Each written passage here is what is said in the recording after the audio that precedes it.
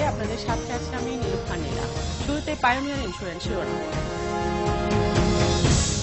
সংবিধান সংশোধন ছেলে খেলা নয় বললেন ব্যারিস্টার রফিকুল হক। প্রাক্তন ছাত্রলীগ ফাউন্ডেশনের গোলটেবিলে পঞ্চদশ সংশোধনী নিয়ে বিশিষ্টজনদের সমালোচনা।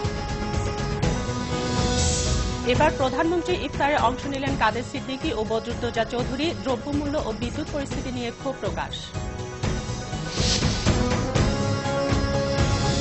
চিরপ্রতিদ্বন্দ্বী ঢাকা মোহামেডানকে টাই ব্রেকারে হারিয়ে কোটি টাকার সুপার কাপ ফুটবলের শিরোপা ঘরে তুলল আবাহনী।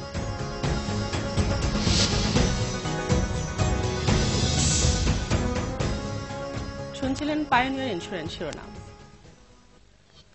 মলফিক্স পারফেক্ট ফিক্স, সুস্থ শিশু সুন্দর হাসি। এবার বিস্তারিত। সংবিধান সংশোধনের নামে দেশের সরকারগুলো বিভিন্ন সময়ে ছেলেখেলা করেছে বলেছেন প্রবীণ আইনজীবী ব্যারিস্টার রফিকুল হক। সংবিধানের পঞ্চদশ সংশোধনী নিয়ে আয়োজিত এক গোলটেবিলে বক্তারা পঞ্চদশ সংশোধনী সমালোচনা করে এটি বাতিলের দাবি জানান। বিচার বিভাগের ভূমিকারও সমালোচনা করেন তাদের কেউ কেউ। আরও জানাচ্ছেন মাহফুজুর রহমান। প্রাক্তন ছাত্রলীগ ফাউন্ডেশনের গোলটেবিলে অধিকাংশ বক্তাই সংবিধানের পঞ্চদশ সংশোধনীর সমালোচনা করেন। এই সংশোধনী সংঘাতময় রাজনীতির সূচনা করেছে বলে উল্লেখ করেন তারা। কনস্টিটিউশন অ্যামেন্ডমেন্ট একটা ছেলে খেলা না, এটাকে নিয়ে কাটা হয়েছে, কতবার করা হলো, 15 বার করা হলো। 15 বার কতভাবে করা হয়েছে আপনি চিন্তা করতে পারবেন না, কিন্তু এইভাবে করলে কনস্টিটিউশনের কিছু থাকে না। এমন একটা অ্যামেন্ডমেন্ট করে দেশের লোকদের মধ্যে একটা সংঘাত সৃষ্টি করে দিলেন, যেখানে আপনাদের দায়িত্ব ছিল সংঘাত এড়ানো। প্রচুর পরিমাণে মুনাফিকের একটা চমৎকার দলিল বাংলাদেশের ইতিহাসের ভবিষ্যৎ প্রজন্মকে দেখাতে হবে। শুধু সরকার নয়, সাম্প্রতিক কিছু ভূমিকার জন্য বিচার বিভাগেরও সমালোচনা করেন বক্তারা।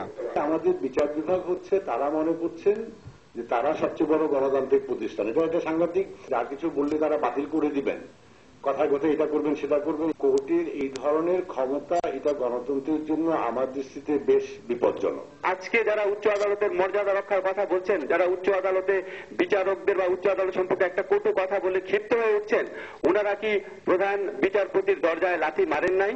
ওনারা কি উচ্চ আদালতে ভাঙচুর করেন নাই?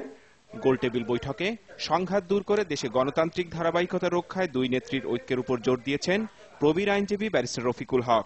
দুই নেত্রীকে জোড়হাতে অনুরোধ করব যে তোমাদের ব্যক্তিগত স্বার্থ ত্যাগ করে তোমরা দেশের স্বার্থে দেশে গণতন্ত্র প্রতিষ্ঠার চেষ্টা করো। ওই সতীনের মতন ব্যবহার না করে বন্ধুর মতন ব্যবহার করুক একে অপরের সঙ্গে। নাগরিকদের সংবিধানের সমালোচনা করার অধিকার আছে উল্লেখ করে বক্তারা জানান, সংবিধানের সমালোচনা কোনোভাবেই রাষ্ট্রদ্রোহিতা হতে পারে না। মাহফুজুর রহমান, বাংলা ভিশন, ঢাকা।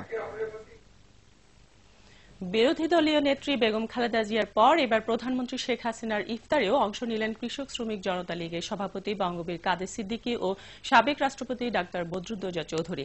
শনিবার রাজনীতিবিদদের সম্মানে ইফতারের আয়োজন করেন প্রধানমন্ত্রী শেখ হাসিনা। এ সময় কাদের সিদ্দিকী এবং বি চৌধুরীর সাথে কুশল বিনিময় করেন প্রধানমন্ত্রী।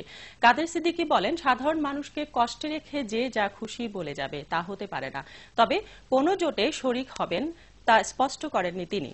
সাবেক রাষ্ট্রপতি বি চৌধুরীর কণ্ঠেও ছিল একই সুর। তবে আওয়ামী লীগের প্রেসিডিয়াম সদস্য ওবায়দুল কাদের বলেন, নির্বাচনের এখনো 2.5 বছর বাকি, তাই রাজনীতির সবশেষ সমীকরণ কি দাঁড়ায় তা এখনই বলা মুশকিল। গণভবনের ইফতারে বিরোধী দলীয় নেতা বেগম খালেদা জিয়া কিংবা বিএনপির কেউ যোগ দেননি।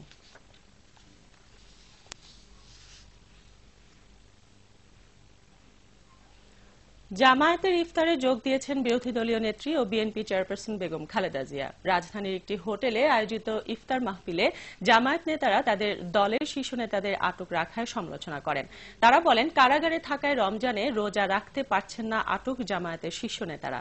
জামায়াত আয়োজিত ইফতারে বিএনপির শীর্ষ নেতারা ছাড়াও বিজেপি, ইসলামী ঐক্যজোট, এলডিপি এবং সমমনা প্রায় 8 দলের নেতারা উপস্থিত ছিলেন।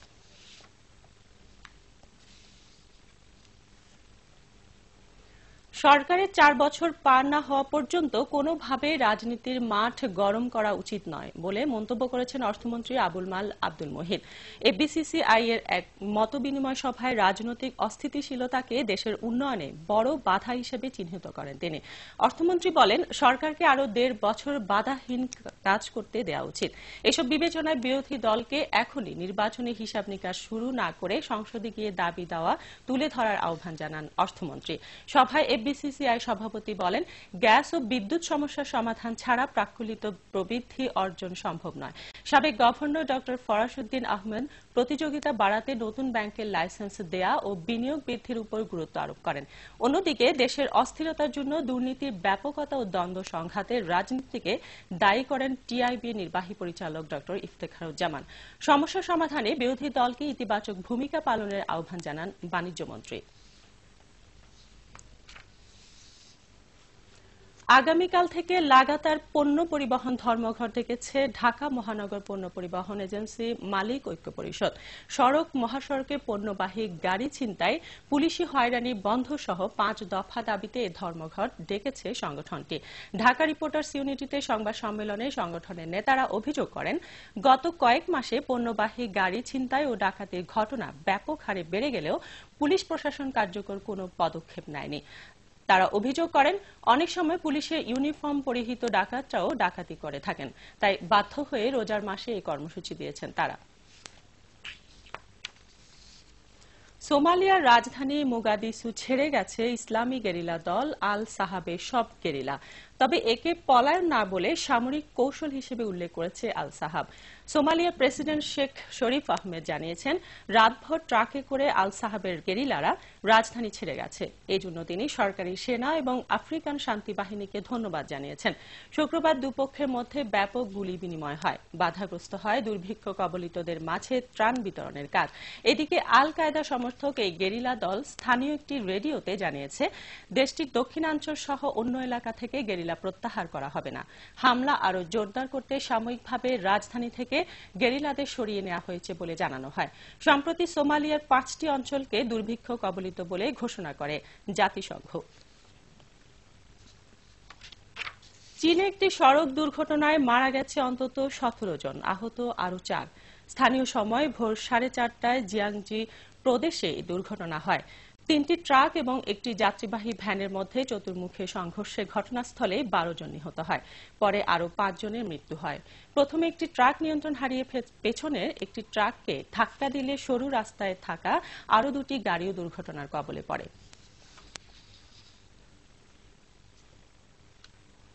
চিরপ্রতিদ্বন্দ্বী ঢাকা মোহামেডানকে টাই ব্রেকারে হারিয়ে কোটি টাকা সুপার কাপ ফুটবলের শিরোপা ঘরে তুলল ঢাকা আবাহনী। বঙ্গবন্ধু স্টেডিয়ামে পেনাল্টি শুট আউটে 3-2 গোলে জয় ছিনিয়ে নেয় কোচ অমলেশের শিষ্যরা। বঙ্গবন্ধু স্টেডিয়ামে বৃষ্টিসিক্ত মাঠে 22 মিনিটে শরীফুলের ক্রসে দুর্দান্ত হেডে মোহামেডানকে এগিয়ে নেয় নাইজেরিয়ান ফুটবলার সানডে। এরপর 30 মিনিটে তৌহিদ মোহামেডানের পক্ষে দ্বিতীয় গোল করেন। 2 গোলে পিছিয়ে পড়ে আক্রমণের ধার বাড়ায় আবাহনী। 34 মিনিটে তোরাম ফ্রাঙ্ক আবাহনীর পক্ষে একটি গোল পরিশোধ করেন। প্রথমার্ধের শেষ মিনিটে ফ্রাঙ্কে আঘাত করলে লাল কার্ড পান মোহামেডানের গোলরক্ষক মোহাম্মদ আল হাসান। দ্বিতীয়ার্ধে 10 জনের মোহামেডানকে কোণঠাসা করে 65 মিনিটে আবাহনীকে সমতা ফেরায় ফ্রাঙ্ক। এরপর নির্ধারিত এবং অতিরিক্ত সময়ে কোনো গোল না হওয়ায় টাইব্রেকারে নিষ্পত্তি হয় কোটি টাকার ফাইনালের ভাগ্য।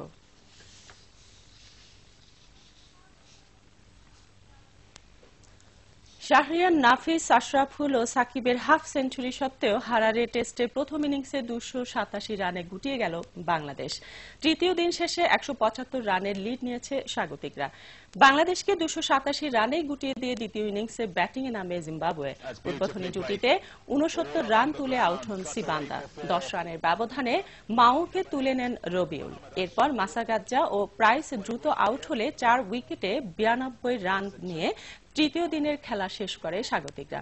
সকালে আগের দিনে 3 উইকেটে 107 রান নিয়ে তৃতীয় দিনে ব্যাটিংয়ে নেমে ক্যারিয়ারের 8ম টেস্ট হাফ সেঞ্চুরি তুলে নেন আশরাফুল। 5ম উইকেটে আশরাফুল ও সাকিব যোগ করেন 54 রান। কিন্তু ব্যক্তিগত 73 রানে আশরাফুলের বিদায়ে বিপদে পড়ে টাইগাররা। সাকিব 68 আর মুশফিকুর 27 রানে ফিরে গেলে 287তেই শেষ হয় বাংলাদেশের ইনিংস।